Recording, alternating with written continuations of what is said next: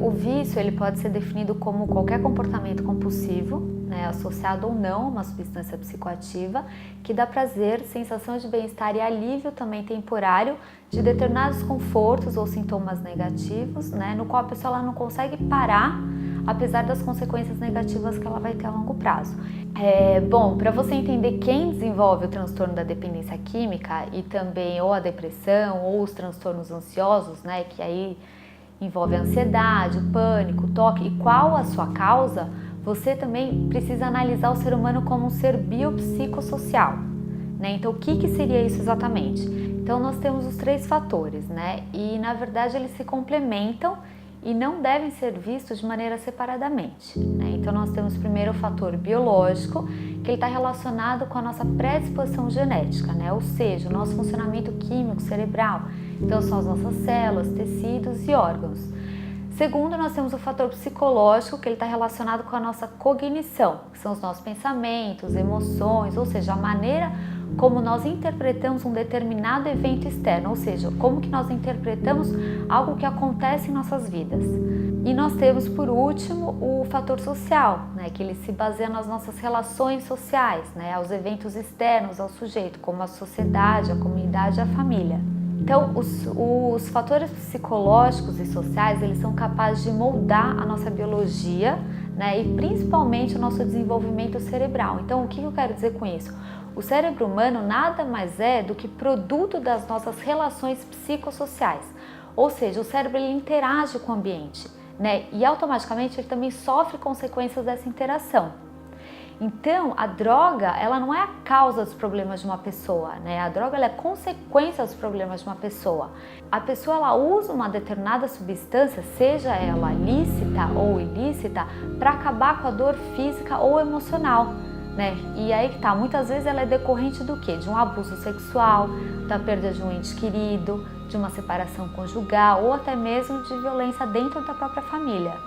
Bom, a droga ela não é viciante por si só, né? Então muitas pessoas, por exemplo, elas podem ir ao hospital, receber altas doses de morfina, né? Uma vez que o problema ele é tratado, parar de usar a morfina sem desenvolver abstinência ou se tornarem dependentes dela, né? Então a mesma coisa vale para nicotina, para comida, para sexo, para compras e até mesmo para jogos, né?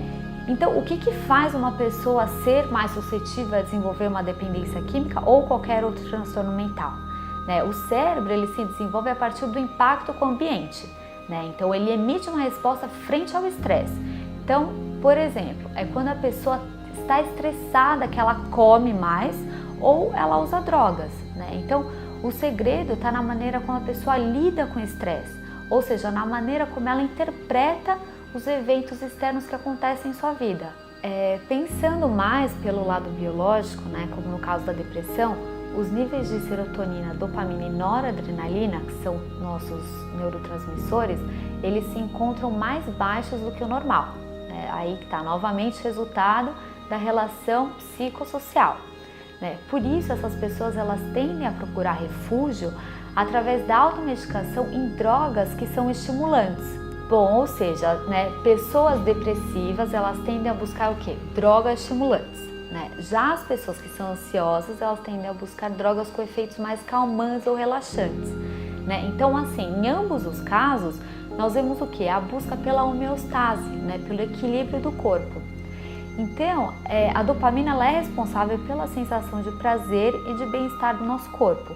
Então, comida, sexo, esporte, amor, são comportamentos altamente reforçadores que elevam esses níveis de dopamina.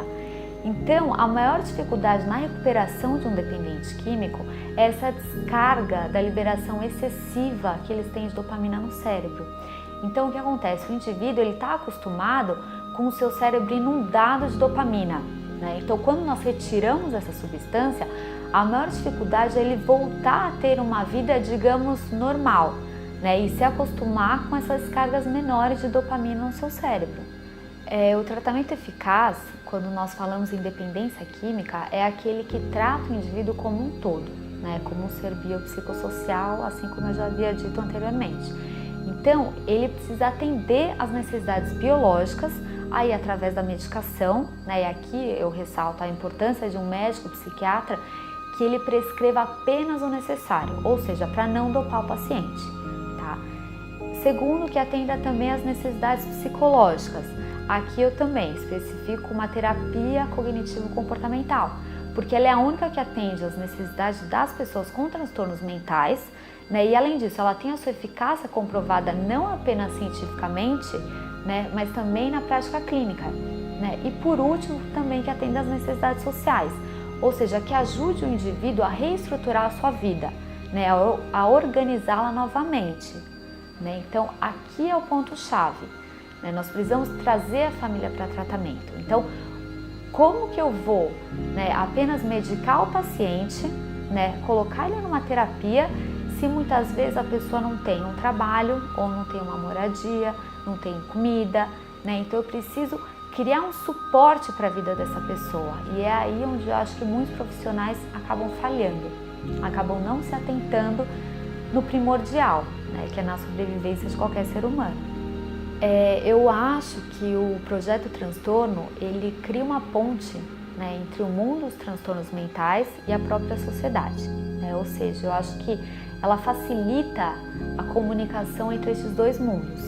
E não só isso, mas também ele torna acessível às pessoas o conhecimento e a informação com relação aos transtornos mentais, né? Quebrando todo esse tabu e desmistificando qualquer forma de preconceito, de pré-julgamentos e até mesmo de repulsa com relação às pessoas que têm, né? Então eu costumo dizer que o sujeito munido de informação e educação, ele é um ser livre de preconceitos, né? Então ele é capaz de promover a empatia, ou seja, ele é capaz de se colocar no lugar do outro e não vê-lo apenas como louco, né? E sim como um ser humano qualquer com suas próprias dificuldades, medos e anseios. Bom, e eu acho também que o projeto, ele dá esperança àqueles que se encontram na mesma situação, né? E não só isso, mas que também conhecem alguém que está passando pelo mesmo, né? Então eu acho que é uma iniciativa bastante inovadora, né? E eu sou muito grata por poder fazer parte desse projeto.